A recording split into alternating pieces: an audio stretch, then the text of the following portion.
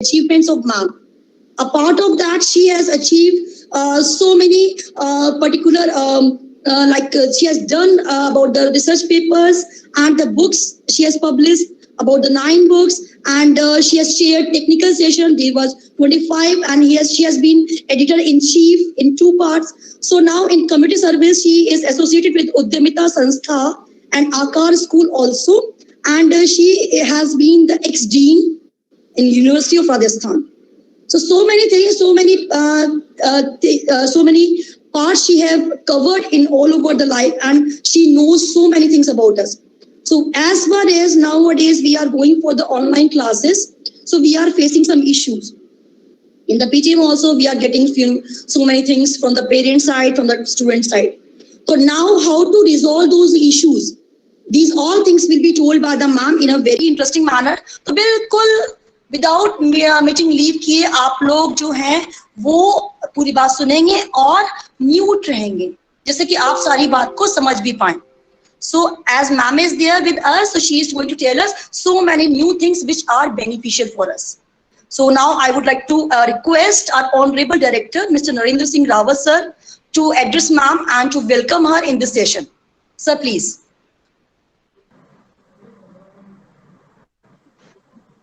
नमस्कार to everyone. आप लोगों को मेरी वॉइस सुनाई दे रही है?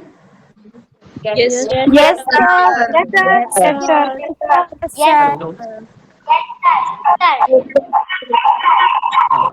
मैं सबसे पहले आप सभी को हार्दिक स्वागत कर रहा हूँ. आज हमारी जो गेस्ट है डॉक्टर यदु शर्मा जी, मैडम ने महिला शिक्षा क्षेत्र में प्रशंसनीय कार्य किया है और इसके साथ ही चाहे समाज सेवा के लिए भी इन्होंने अपना प्रशंसनीय कार्य किया है. जैसा कि आज का विषय है मोबाइल का प्रयोग. बच्चे ऑनलाइन पढ़ाई की जगह गेम्स, मूवी, वेब सीरीज और भी कई इंटरेस्टिंग चीजें देखना ज्यादा पसंद करते हैं. तो कई बार पेरेंट्स को बहुत डर भी लगता है कि वो मोबाइल ज्यादा देर यूज ना करें, पर यहाँ जरूरत है बच्चों की काउंसलिंग करने की. इसलिए आज हम लोगों ने एक्सपर्ट मैम यदु शर्मा जी को इन्वाइट किया है. इसके लिए मैं आशा करता हूँ कि मैडम के कुशल निर्देशन में पेरेंट्स और बच्चे इसी सेशन से जुड़े रहे, जरूर है इसकी जानकारी हासिल कर पाए. एक बार फिर से मैं रावत पब्लिक स्कूल की ओर से मैडम का हार्दिक अभिनंदन और स्वागत करता हूँ. Thank you so much sir, thank you so much. So बच्चों, अब टर्न है मैम का. Ma'am will be there and ma'am is going to tell you so many interesting things. Mike mute रहेगा, वीडियो ऑन रहेगा. Ma'am please welcome, we all are going to welcome you in this session. Please ma'am.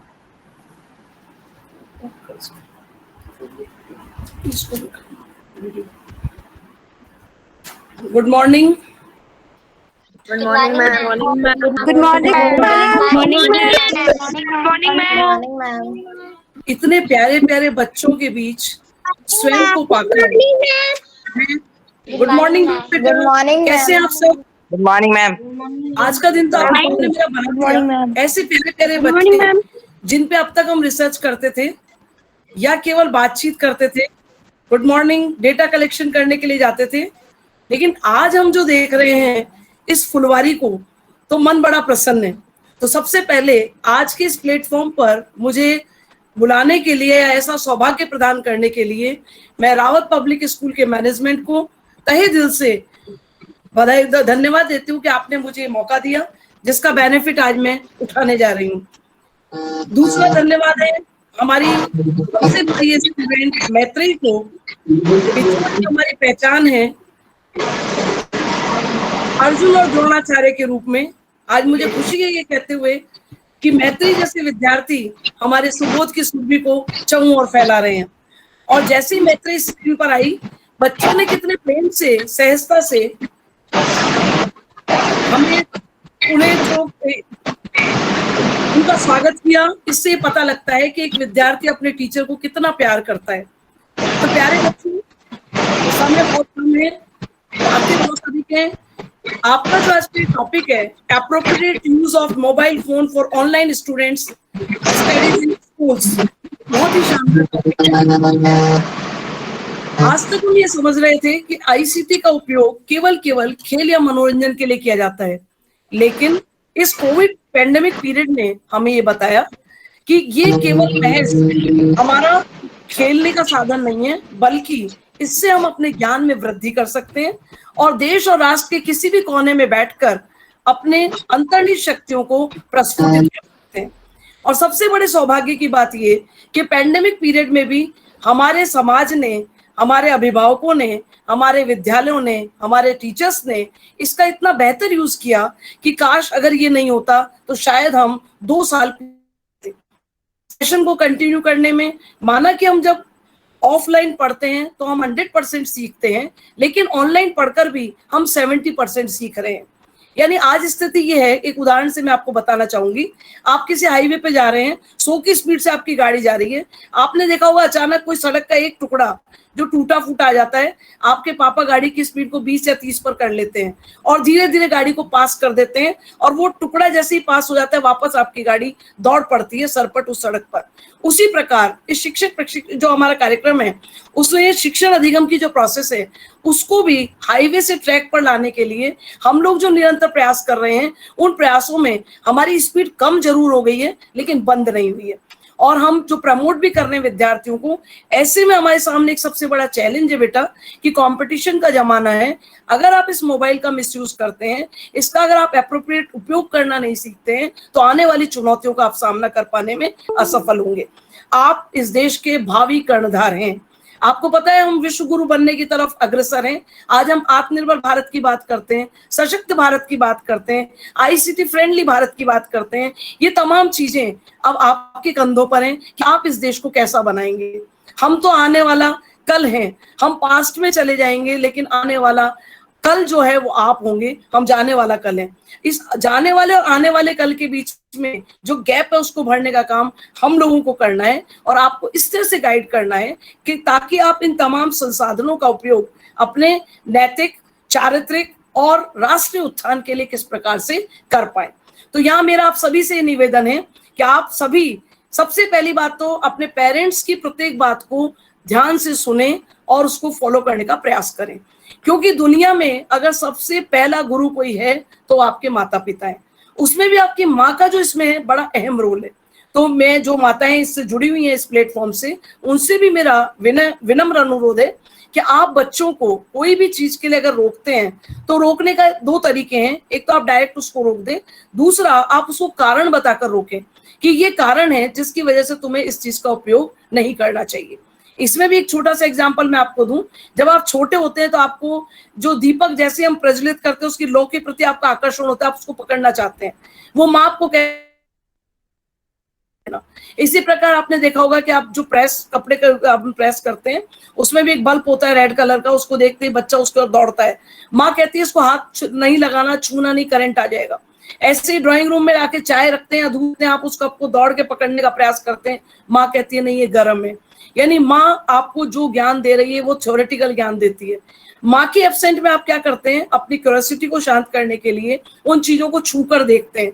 जब आप उसको छूते हैं तो आपको एहसास होता है कि मेरी माँ कितनी बड़ी ज्योतिषी है, या उसको भविष्य की वक्ता है कि उसने पहले ही बता दिया कि इसको छूना मत, जल जाएगा, इसको छूना मत, करंट आ जाएगा। इस तरह से आपका फेथ अपनी माँ के प्रति, क्योंकि थ्योरेटिकल और प्रैक्टिकल दोनों पार्ट की जो नॉलेज है वो माँ ने आपको इतने अच्छे तरीके से सिखाई कि आप अब जीवन में इस प्रकार की गलती दोबारा नहीं करते। तो मेरा जो, क्योंकि मैं मनोविज्ञान की छात्रा रही हूँ और आज भी मैं मनोविज्ञान में प्रयोग करती हूँ, बच्चों पर ही प्रयोग करती हूँ, तो हमारा ये मानना है कि बच्चे क्योंकि क्रिएटिविटी के साथ जन्म लेते हैं, उनकी क्रिएटिविटी को पर्याप्त मात्रा में प्रस्फुटित करने के लिए हमें उन्हें प्लेटफॉर्म तो देना चाहिए। हमेशा रेड सिग्नल नहीं देना चाहिए कि नहीं करना है, बल्कि रेड ग्रीन येलो लाइट की तरह उनको ये बताना है कि कब हमें हाईवे पर चलना है, कब हमें ट्रैफिक लाइट को गाड़ी को रोकना है, कब हमें स्पीड को कम करना है। ये तमाम चीजें बताने के लिए हम एक गाइड के रूप में अपने विद्यार्थियों के साथ अगर खड़े होते हैं तो हमारा विद्यार्थी अपना जो पोटेंशियल है उसके साथ आगे आ सकता है। मुझे बड़ी खुशी है कि आप लोगों में आज बड़ा मतलब जोश दिखाई दिया, और इसी जोश की भारत को बच्चों जरूरत है। मेरा भारत भी जापान की तरह बन सकता है, मेरा भारत भी चाइना की तरह बन सकता है, हम सकते हैं। अब उसके लिए बेटर स्थिति होगी कि आप उसमें लूडो खेल रहे हैं, गेम खेल रहे हैं, पूरा टाइम आप इसमें मोबाइल फोन में अपनी नेगेटिविटी जो एक्टिविटी है उनके साथ शेयर कर रहे हैं, तो आपके अंदर जो पोटेंशियल है, जो पॉजिटिविटी है, वो धीरे धीरे समाप्त हो जाएगी। तो हमें कोशिश ये करनी है, इसमें मैंने एक छोटा सा पीपीटी बनाया है और उस पीपीटी से मैं आपको ये बताना चाहूंगी कि किस तरह से आप इस मोबाइल का फोन जो है वो आपके लिए सार्थक होगा एक जीवन निर्माण को करने में, आगे बढ़ने में, आपके हौसलों को उड़ान देने में, आपके पंखों को इतनी उड़ान देने में कि आप आसमान को छू सकें। आपके पास बहुत सपने हैं और ऐसे सपने हैं कि बच्चे तो हकीकत में ईश्वर की सर्वोत्कृष्ट कृति हैं और वो बच्चे उस निर्मल गंगा की तरह हैं, वो पावन नदी की तरह हैं। यदि हम उनको सही समय पर सही डायरेक्शन में कन्वर्ट नहीं करते तो एक गंदा नाला अगर उनके जीवन में आके मिल जाए, गंदा नाला इन सेंस कि अगर आप मोबाइल का गलत यूज करते हैं, गलत हैबिट्स में चले जाते हैं तो वो तमाम चीजें आपकी पूरी लाइफ को स्पॉइल कर देंगी।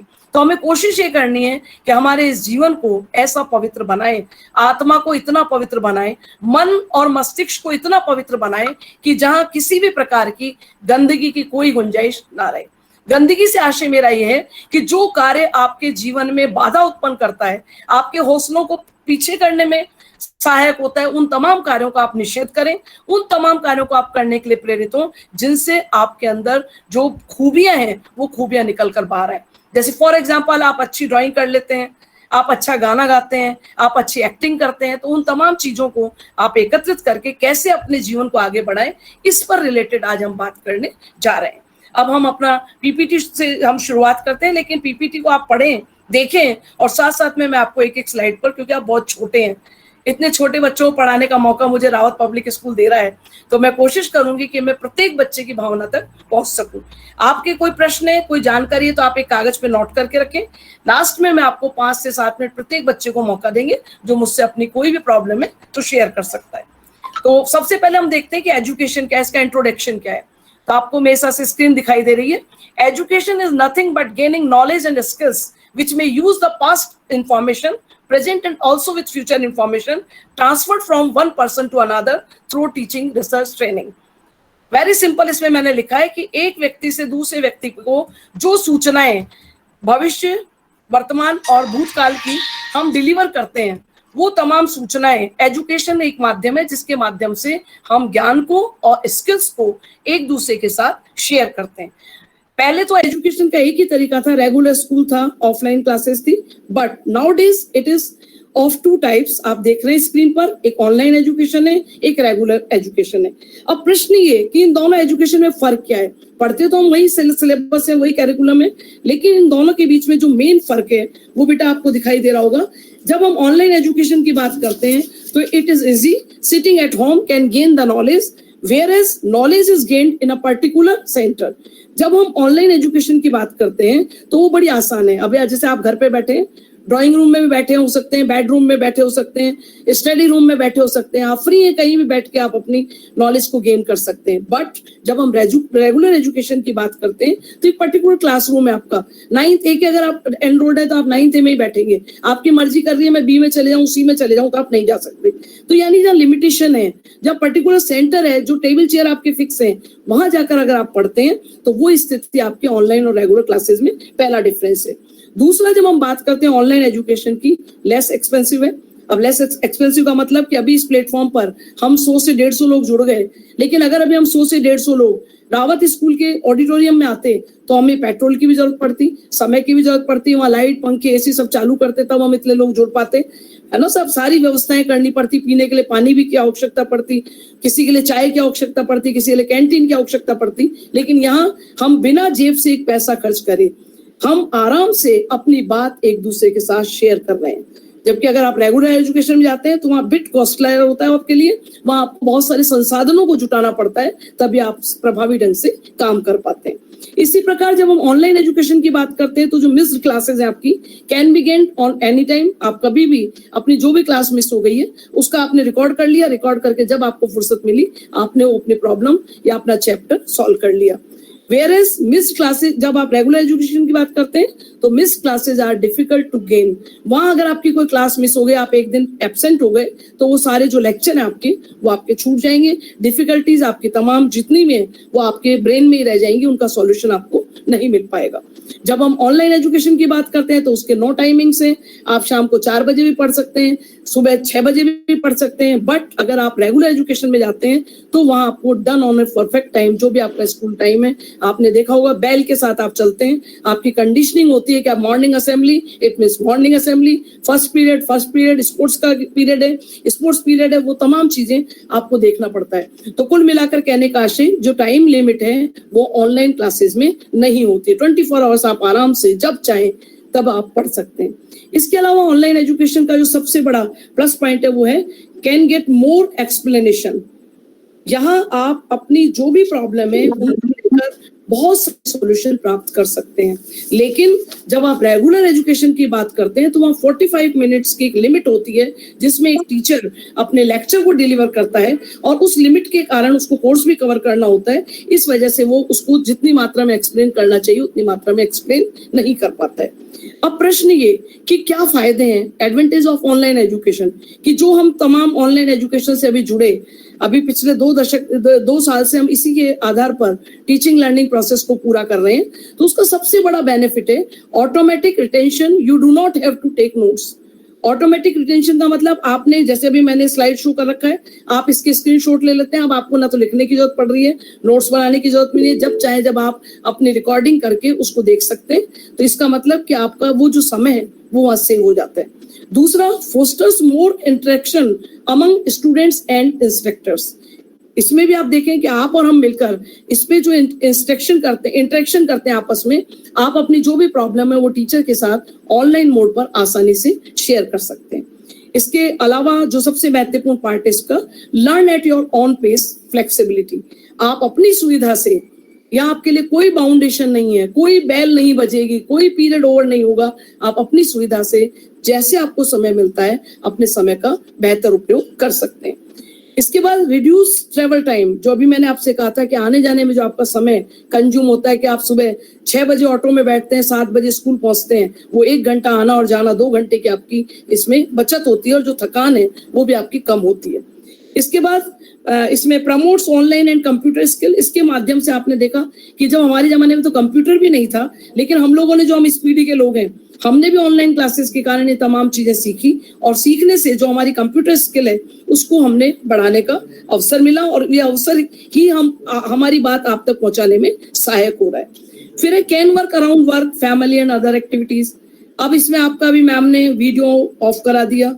अब आप आराम से, मुझे बोलना है, आप आराम से, आपने मम्मा ने आज मौसम अच्छा है, कोई शानदार पकौड़े वगैरह तैयार किए होंगे तो उनका भी आप आनंद ले रहे हैं और साथ में पढ़ भी रहे हैं। लेकिन अगर आप क्लासरूम में हो बेटा तो आप टिफिन नहीं खोल सकते, वहां लिमिटेशन है। तो कितनी आजादी है, कितने फ्री हैं आप कि आपकी मर्जी आती जगह खाते हैं। पढ़ते पढ़ते आप कुर्सी टेबल पे बैठे होते हैं तो कंपलसरी है, सीधी बिल्कुल आपको स्ट्रेट बैठना है, लेकिन अब आपका मन करता है तो आप बेड पर सोकर भी पढ़ सकते हैं, मैम को तो दिख ही नहीं रहा। तो कुल मिलाकर कहने का आशय कि यहाँ आपका वर्क बहुत ईजी हो जाता है। आप अपने रिश्तेदारों से, अपने परिवार वालों से आराम से बातचीत भी कर सकते हैं और पढ़ाई भी कर सकते हैं। इसके बाद इसमें आपका नेक्स्ट पॉइंट आता है helps to build and self confidence. इसके माध्यम से जब आप ऑनलाइन पोर्टल पर जाते हैं, किसी भी डिबेट में या किसी कॉन्फ्रेंस में भाग लेते हैं, तो उससे एक तो आपकी नॉलेज बढ़ती है और सबसे जो महत्वपूर्ण चीज है सेल्फ कॉन्फिडेंस।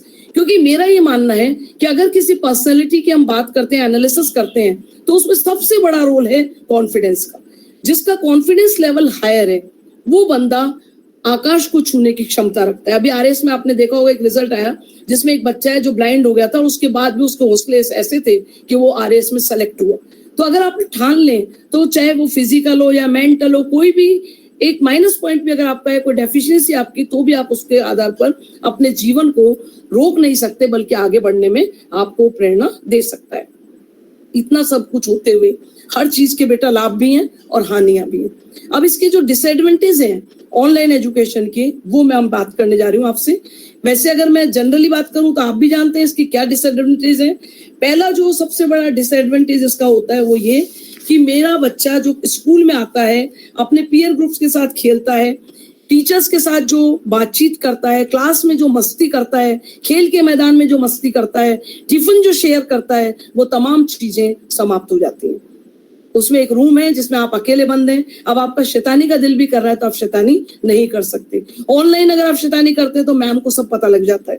तो कुल मिलाकर कहने का आशय कि जो आनंद ऑफलाइन में है वो बच्चों ऑनलाइन में नहीं है। लेकिन ये सब्स्टिट्यूट है हमारे लिए कि हम अपने जो लाइफ का टाइम, इस समय जो क्रूशियल पीरियड है, उससे हम कैसे बाहर आए और बिना समय गवाए हम बाहर कैसे आए। तो इसके जो डिसएडवांटेज है उनमें जो सबसे पहली चीज है वो यही है कि learners with low motivation and bad study habits can easily fall behind. जो बैड हैबिट्स, स्टडी हैबिट्स क्या है, जैसे भी हमने कहा कि आप सीधे बैठ के नहीं पढ़ पा रहे, लिख नहीं पा रहे, ये बैड हैबिट्स का पार्ट है। आपको रात को दिन में पढ़ना चाहिए, आप रात में पढ़ रहे हैं। अब आप देखिए जो बड़े बुजुर्ग कहा करते हैं वो ये कहते हैं कि early to bed early to rise makes a man healthy wealthy and wise. वो ट्रेडिशन बिल्कुल खत्म हो गया। बच्चे रात को देर तक 2 बजे तक पढ़ रहे हैं, सुबह 8 बजे उठ रहे हैं। तो जो आपका जो लाइफ स्टाइल है वो पूरी तरह से चेंज हो जाता है और इतनी बैड हैबिट आ जाती है जिससे कि आपका जो स्टेमिना है उसमें भी फर्क पड़ता है और आपकी एफिशिएंसी भी डायरेक्ट इनडायरेक्टली कम होती है।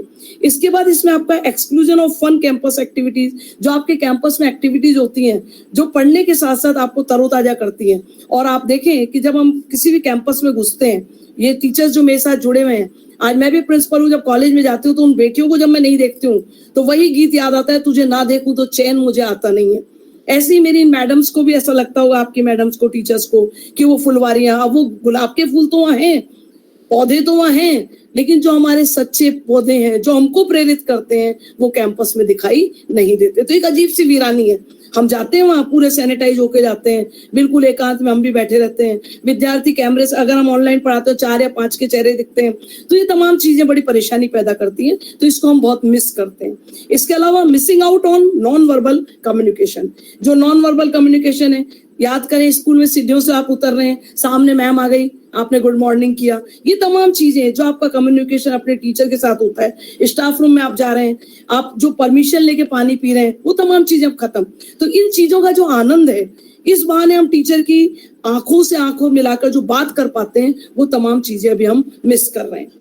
इसके बाद इसमें जो महत्वपूर्ण बात है, under utilise talents and facilities. जो हमारे अंदर टैलेंट है, अभी कॉलेज स्कूल में आप होते हैं तो आपके इतने कंपटीशन होते, रोज एक्टिविटी होती है, उन तमाम चीजों से आप बाहर हो गए।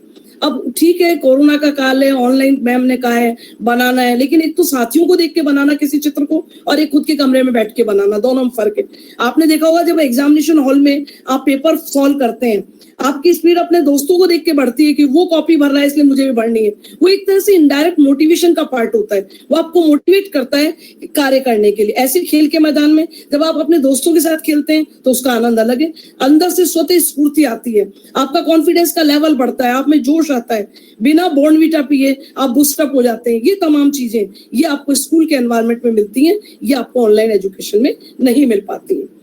इसके अलावा जो सबसे बड़ा इसका ड्रॉबैक है वो ये है, lack of quality assessment and feedback which may hinder learning. जो आपके हिंडर लर्निंग का जो पार्ट है उसका ना तो इसमें असेसमेंट हो पाता है, अब जब असेसमेंट ही नहीं हुआ तो उसको फीडबैक भी नहीं मिलता है। तो कुल मिलाकर अगर आप टीचिंग लर्निंग प्रोसेस की बात करते हैं तो जब तक आपका असेसमेंट नहीं होता तब तक आप अपने उस गोल को, जो टारगेट आपने अपने लिए तय किया था, उसको आप कैसे प्राप्त करेंगे, क्योंकि फीडबैक ही आपको आगे बढ़ने के लिए प्रेरित करता है। आपका जो एग्जाम होता है, फाइनल एग्जाम जो होता है, वो आपको अगली क्लास में प्रमोट करने के लिए होता है। उससे पता लगता है कि आप कहाँ स्टैंड करते हैं और उस परसेंटेज के आधार पर आप अगले साल का प्रारूप तैयार करते हैं। उसी प्रकार एक टीचर भी प्लान करता है। जैसे रावत स्कूल के बच्चे मान लीजिए अभी 10 मेरिट में आ गए, अब आपका प्रशासन क्या करेगा, इसके आधार पर फीडबैक मिलेगा कि अगर इन 10 के अलावा 100 को लाना है तो हमें क्या क्या सुधार करने हैं। तो ये तमाम चीजें हम क्वालिटी असेसमेंट के साथ ही पूर्ण कर सकते हैं, अदरवाइज हम उनको पूरा कर पाने में असमर्थ होते हैं। इसके बाद इसमें आपका आता है lack of student customisation and personal community and connection. ये भी बहुत अच्छी बात है कि यहाँ जब हम बात करते हैं, एक भरी क्लास होती है जिसमें टीचर का ध्यान हर विद्यार्थी पर होता है, लेकिन यहाँ प्रत्येक विद्यार्थी के लिए पर्सनल अटेंशन का अभाव होता है। हम प्रत्येक विद्यार्थी से कनेक्ट नहीं हो पाते एट ए टाइम। स्क्रीन पर जितने विद्यार्थी हैं उन्हीं से बातचीत कर पाते हैं। और इस तरह से पर्सनल कम्युनिटी एंड कनेक्शन कि आपका इस समय ना विद्यार्थियों से संपर्क हो पा रहा है, ना आपका टीचर्स से संपर्क हो पा रहा है, और जो सोसाइटी के साथ कनेक्शन है वो भी आपका एकदम सिफर पर आ गया है। पहले पीटीएम होती है, पीटीएम के बहाने आपके पेरेंट्स भी वहां जाते हैं, ये कम्युनिटी सर्विसेज का पार्ट है। आपके जो प्रोग्राम होते हैं, कल्चरल प्रोग्राम होते हैं, एनुअल डे होता है, उन तमाम चीजों में कम्युनिटी भी साथ में जुड़ती है। वो सब चीजें कोरोना के कारण कुछ समय के लिए बंद है। इसके बाद इसका जो कि वो है lab work is difficult to simulate in a virtual classroom. Virtual classroom में आप लैब वर्क बिल्कुल भी नहीं करवा सकते। आप कितना भी कर लें वर्चुअल में, आप वो फीलिंग आपको नहीं आ सकती, वो एहसास आपको नहीं हो सकता। और जो हमारे टीचिंग लर्निंग का मेन कंसेप्ट है डूइंग बाय लर्निंग, करके सीखना, उससे आप वंचित हो जाते हैं। जो लेबोरेटरी की फैसिलिटीज हैं वो आपको घर पर उपलब्ध नहीं होती, इस वजह से इसका ये सबसे बड़ा माइनस पॉइंट है। लेकिन आपको ये भी पता है कि सारा जो हमारा सिलेबस है उसमें थ्योरेटिकल और प्रैक्टिकल दोनों एस्पेक्ट हैं। अब हम थ्योरेटिकल पढ़ लेते हैं लेकिन उस प्रैक्टिकल एस्पेक्ट से हम इससे वंचित रह जाते हैं। इसके बाद इसमें आपका instructor may not always be available.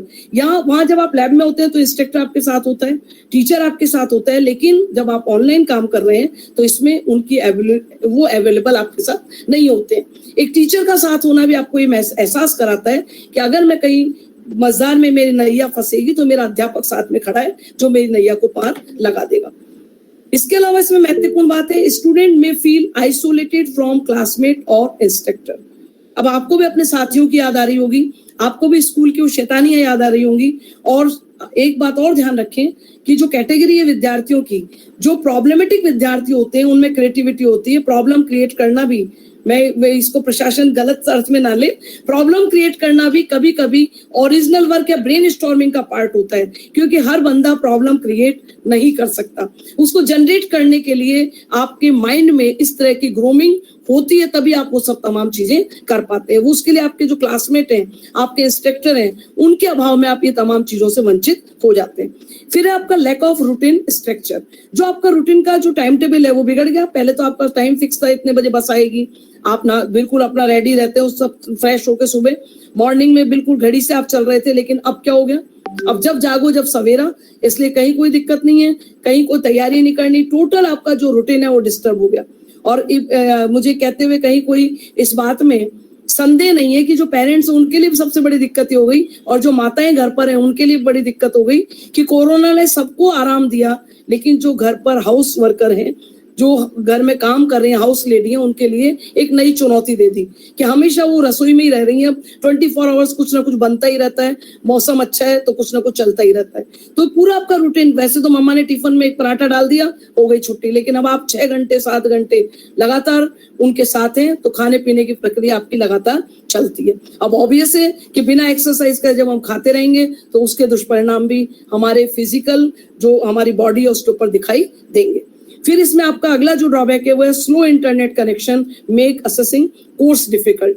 अब कई बार जब टीचर क्लास लेता है, आप देखें अगर आपके पास नेटवर्क सुविधा प्रॉपर नहीं है तो मैम की जो बात है वो आपको समझ नहीं आती, आप उस बात को पूरी ढंग से नहीं सुन पाते। इसमें भी अभी व्हाट्सएप पे एक बड़ा अच्छा जोक चल रहा है कि एक मैडम टेबल पढ़ा रही थी, अब जब उसने 2 1 जा 2 2 1 जा 4 किया, उसके बाद नेटवर्क बिजी हो गया तो अचानक क्या आ गया 2 5 जा 10।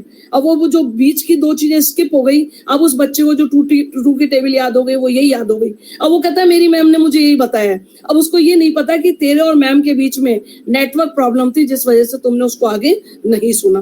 कंडीशन है उसमें इंटरनेट फैसिलिटी पूरी तरह से अभी प्रॉपर नहीं है, लेकिन हमने इस चुनौती को भी बड़े बखूबी निभाया और हम इसको आसानी से आगे बढ़ने में अपने योगदान के रूप में साथ में ले रहे हैं। अब प्रश्न ये जो कि हमारी मैम ने बहुत अच्छा टॉपिक आपके लिए लिखा है, how to use mobile phone appropriately. अब हम आ रहे हैं मुद्दे की बात पर कि ये सब तमाम चीजें हमारे सामने हैं, लेकिन हम मोबाइल फोन का कैसे उपयोग करें, किस तरह से उसको प्रॉपरली हम यूज करें, जिससे कि हमें जो हमने सपने देखे अपने जीवन को लेकर, हमें जो भी बनना है, एक अच्छा इंसान बनना है, जो भी बनना है, वो तमाम चीजों को ध्यान में रखते हुए हम मोबाइल का यूज कैसे करें। तो उसके लिए कुछ सजेशन जो मैंने आपके हिसाब से डिजाइन किए हैं, आई थिंक आपको भी पसंद आएंगे। Number 1, you can go for online courses and gather information and study from them to prepare for competition. आप चूंकि देश के कल हैं और आने वाले कल के लिए अपने भविष्य को सुनियोजित करने के लिए आप जितने भी ऑनलाइन कोर्सेज हैं, अलग अलग इंफॉर्मेशन आप गैदर कर सकते हैं और साथ में कॉम्पिटिटिव एग्जाम के हिसाब से आप अच्छी तैयारी भी कर सकते हैं, बशर्ते कि आप मोबाइल का सही उपयोग कर रहे हैं।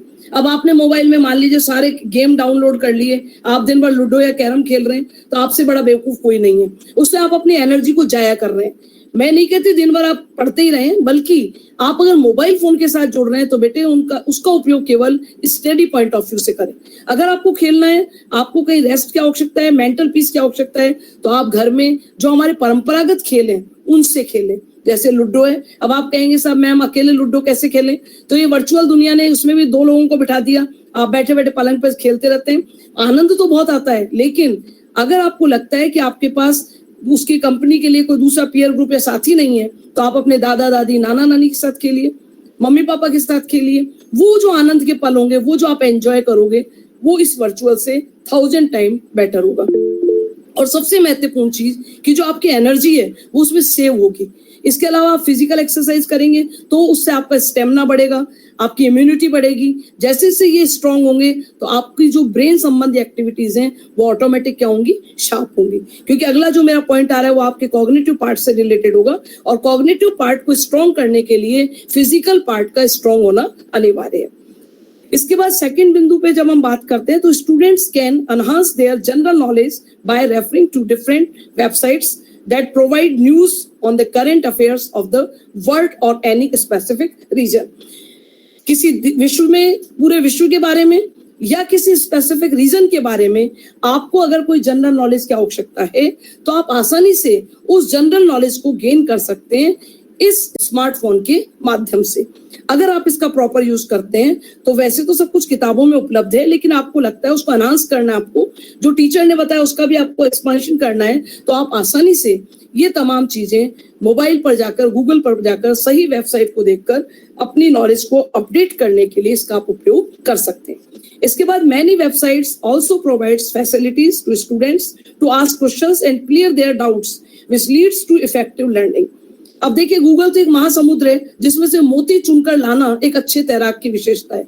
अब हर बंदा अच्छा तैराक नहीं हो सकता, तो ऐसे में आप गूगल पर जाते हैं तो उस महासमुद्र में आप खुद डूब जाते हैं।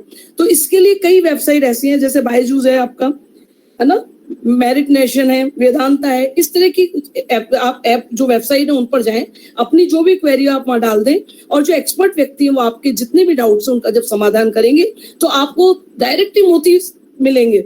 आपको ना तो समुद्र में जाना पड़ेगा, ना आपको गुम होने का खतरा रहेगा, और आपका जो मेन लक्ष्य है, जो आपका डाउट है, उसको आप आसानी से क्लियर कर पाएंगे। और अगर आप एक्सपर्ट की से बात करेंगे तो केवल थ्योरेटिकल नॉलेज नहीं देगा, बल्कि इलस्ट्रेशन के माध्यम से आपकी उस प्रॉब्लम को सॉल्व करने का प्रयास करेगा।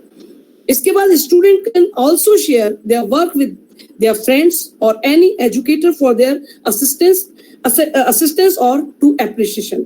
आपने कोई अच्छा काम किया है, आपको लगता है कि मुझे एप्रिसिएशन मिलना चाहिए, तो आप अपने द्वारा किए गए कार्यों को इंटरनेट के माध्यम से, मोबाइल फोन के माध्यम से शेयर कर सकते हैं अपने साथियों के साथ, अपने शिक्षकों के साथ। इसका बेनिफिट आपको जो मिलेगा वो ये कि इस एप्रिसिएशन से आप आगे काम करने के लिए प्रेरित होंगे। एप्रिसिएशन मिल रहा है, इसका मतलब आपकी गाड़ी ट्रैक पर जा रही है, आप सही रास्ते पर जा रहे हैं। अगर आप अच्छा काम करेंगे तभी एक एजुकेटर या आपका टीचर आपको एप्रिशिएट करेगा, कभी भी वो गलत कार्य के लिए आपको एप्रिशिएट नहीं करेंगे। तो जैसे लैंडमार्क लगा रहता है ना हाईवे पर कि आप जैसे दिल्ली जा रहे हैं, बॉम्बे जा रहे हैं, तो आप पढ़ते जाते हैं तो आपको पता लग जाता है कि हम सही डायरेक्शन में जा रहे हैं। तो यहाँ आपको एक प्रॉपर डायरेक्शन मिलता है जिससे कि आप अपनी जो खूबी, आपका जो टैलेंट है, उसको आप आराम से बाहर निकालने में सहायक रह पाते हैं। नेक्स्ट इसमें आपका आता है student can use internet to apply to school, colleges और institution easily by uploading their work and qualification on the concern website. आपने देखा कि आप बड़े भाग्यशाली हैं, हमारे देश के प्रधानमंत्री जी भी बच्चों से जुड़ते हैं, मन की बात करते हैं, और आपके द्वारा किया गया कोई इनोवेटिव आइडियाज प्रधानमंत्री खुद भी देखते हैं, उनको भी अगर अच्छा लगता है तो वो पूरे देश में शेयर करते हैं। तो आप ये कोशिश करें कि ऐसा कोई क्रिएटिव वर्क करें, और अगर आपने कोई ऐसा कार्य किया है तो आप उसको अपलोड करें इस नेट का इस्तेमाल करते हुए, ताकि आपकी जो छुपी हुई प्रतिभा है उससे पूरा देश लाभान्वित हो सके। इसके बाद नेक्स्ट आपका there are a lot of discussion forum on the internet where people having similar interest can discuss over the problems and provide solution for them। केवल प्रॉब्लम को सुनना ही काफी नहीं है, प्रॉब्लम का सॉल्यूशन मस्ट है। तो ऐसे बहुत सारे फोरम है जिन पर आप जाकर इंटरनेट पर डिस्कस कर सकते हैं, अपने इंटरेस्ट के अनुसार टॉपिक वहां बता सकते हैं, और उस अब जैसे आज हम और आप डिस्कस ही कर रहे हैं कि कैसे हम इसको यूज करें मोबाइल को, तो इस तरह से किसी फोरम पर जाकर आप अपनी कोई भी समस्या उसका प्रॉपर समाधान प्राप्त कर सकते हैं, तब इसका बेहतर यूज कर पाएंगे। नेक्स्ट इसमें आपका आता है many videos, tutorials and lectures from famous faculties can also be downloaded and students can watch them and learn from them in a very easy and cheap way. अब पहले हम देखते थे एलन और इस तरह के इंस्टीट्यूट जो कोटा में है बहुत सारे, अगर आप जेई की तैयारी कर रहे हैं, पीएमटी की तैयारी कर रहे हैं, जो भी आप तैयारी कर रहे हैं, अब आपका अगर मान लीजिए आपके पास इतना बजट नहीं है, 1.5 लाख 2 लाख, कोई बात नहीं, कोई दिक्कत नहीं है, आप उनका जो ट्यूटोरियल्स हैं, उनके जो लेक्चर्स हैं, उनको घर बैठे डाउनलोड कर सकते हैं और उसका एक बहुत थोड़ा सा अमाउंट जो चाहते हैं वो आप उसको पे कर दें और घर बैठकर बहुत ही सस्ते तरीके से, आसान तरीके से अपने पेरेंट्स के साथ रहते हुए भी आप अपने अध्ययन को जारी रख सकते हैं। If a student wants to learn something extra other than the normal curriculum, he can refer the online resources and expertise in the desired area and stay ahead in this competent world. इस competent world में अगर आपको लगता है कि curriculum जो normal curriculum है उसके अलावा भी आपको कुछ सीखना है, क्योंकि टीचर जब क्लास में पढ़ाता है बेटा तो वो सभी बच्चों को ध्यान में रखकर पढ़ाता है, उसकी स्पीड होती है कि जितने बच्चे हैं उन सबको साथ लेकर चलना है। लेकिन मान लीजिए आप इंटेलिजेंट हैं, आप गिफ्टेड बालक हैं, तो ऐसे में अगर आपकी स्पीड तेज है तो आप अपनी इस स्पीड को नॉर्मल कैरिकुलम से बाहर अगर ले जाना चाहते हैं तो आप ऑनलाइन रिसोर्सेज के माध्यम से अपनी नॉलेज में और अधिक वृद्धि कर सकते हैं। इसके अलावा इसमें आपका आता है researches have shown the students who use internet show increase in cognitive abilities such as memory, spatial and logical problem solving, critical thinking, concentration, abstraction and comprehension.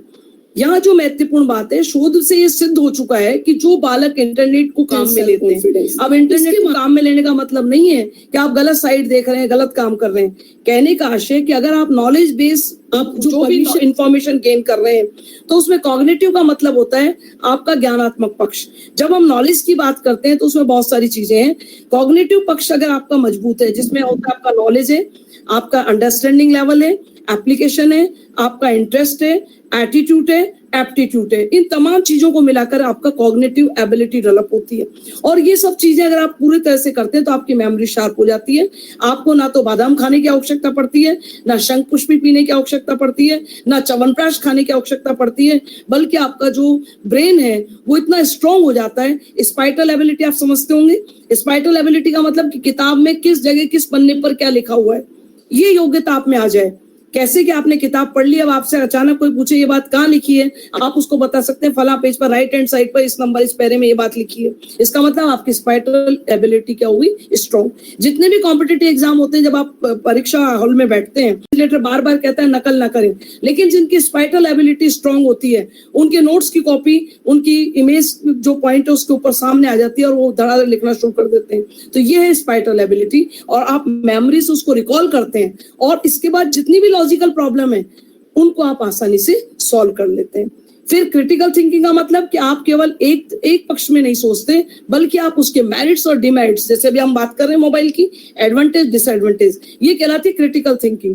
क्योंकि हर विषय वस्तु के दोनों एस्पेक्ट होते हैं, अच्छे भी और बुरे भी। जैसे सपोज करें हम आपसे कहें कि आपको नॉनवेज नहीं खाना चाहिए, अब हमने आपको कहा नहीं खाना है, तो आपके दिमाग में अगर आप क्रिटिकल थिंकिंग है तो आप क्यों नहीं खाना चाहिए, अब क्यों का सब आप समाधान ढूंढेंगे, तो आपको पता लगेगा कि अगर हम नॉनवेज खाते हैं तो हम एक जीव की हत्या करते हैं, और जीव की हत्या करना उसके उस जीवन के प्राकृतिक अधिकार, जो उसको जीने का अधिकार भगवान ने दिया, उससे हम उसको वंचित कर रहे हैं। तो ये एक अधर्म कर रहे हैं हम, ये अनैतिक कृत्य कर रहे हैं। ये बात आपने समझ ली तो अब आप कभी भी नॉनवेज के हाथ नहीं लगाएंगे। इसके बाद कंसंट्रेशन की बात करें कि जब हम इंटरनेट पे काम करते हैं, हमें क्या चाहिए, क्या हमारी प्रॉब्लम है, उसके आधार पर हम कंसंट्रेट करते हैं और उस प्रॉब्लम के समाधान तक पहुंचने के लिए हम केवल लहरों में गोते नहीं लगाते, बल्कि अपने लक्ष्य को पाने के लिए लगातार प्रयास करते हैं। एब्स्ट्रैक्शन एंड कॉम्प्रिहेंशन, कॉम्प्रिहेंशन का मतलब आपकी जो समझ है वो उसमें पूरी तरह से विकसित हो जाती है। इसके बाद जो मान लीजिए आप लैंग्वेज में अपने विस्तार करना चाहते हैं तो students language and literacy development भी आप इसके माध्यम से आसानी से कर सकते हैं। नॉन वर्बल स्किल है, जो वर्बल स्किल है, उनको भी आप क्या कर सकते हैं, आसानी से इंक्रीज कर सकते हैं। अगला स्टेप इसमें जो महत्वपूर्ण है, students can also earn from internet through bloggers by sharing their knowledge. It provides a great source for income for a student and also improves his or her own skills. आत्मनिर्भर भारत, स्वावलंबी भारत ये बनाने के लिए बार बार ये प्रयास किया जा रहा है कि हम बच्चों को जो भी सिखाएं वो ये सिखाएं कि वो देश की प्रोडक्टिव इकाई बने। तो यहाँ आप पढ़ते पढ़ते अर्न करने का भी अगर आप सोचते हैं तो आप अपने अच्छे जो अनुभव हैं, आपकी जो अच्छी नॉलेज है उसको अपने साथियों के साथ शेयर कर सकते हैं। उसके बाद आप उससे बेनिफिट भी कमा सकते हैं। आप थोड़ा बहुत इतना पैसा आप इकट्ठा कर सकते हैं जितना कि आपकी पढ़ाई के लिए आप इन्वेस्ट करना चाहते हैं। इसके बाद ideas and information can be taken from the internet but the projects and assignment should be done by oneself। यहाँ हम ये कहना चाहते हैं कि जैसे आपको टीचर कोई असाइनमेंट देता है, आप सीधे गूगल पे जाते हैं, सर्च करते हैं, कट कॉपी पेस्ट करते हैं और अपने कर्तव्य की तिथि समझ लेते हैं, बहुत सुंदर से डेकोरेट करके हमको दे जाते हैं वो प्रोजेक्ट। जबकि हमें करना क्या चाहिए कि हम वहाँ हेल्प लें, उससे सीखें और सीखने के बाद अपने जो ओरिजिनल व्यूज हैं उसमें उसको समाहित करते हुए वर्क असाइन जो भी हमें किया गया है उसको अच्छे से पूरा करें। तो इससे हमारे अंदर जो क्रिएटिविटी की जो झील है वो उत्पन्न होगी और हम हमेशा अपना अच्छा वर्क करने की ओर बढ़ेंगे, कट कॉपी पेस्ट की ओर नहीं जाएंगे। लास्ट थैंक यू, आपने बहुत अच्छे से मुझे सुना। I think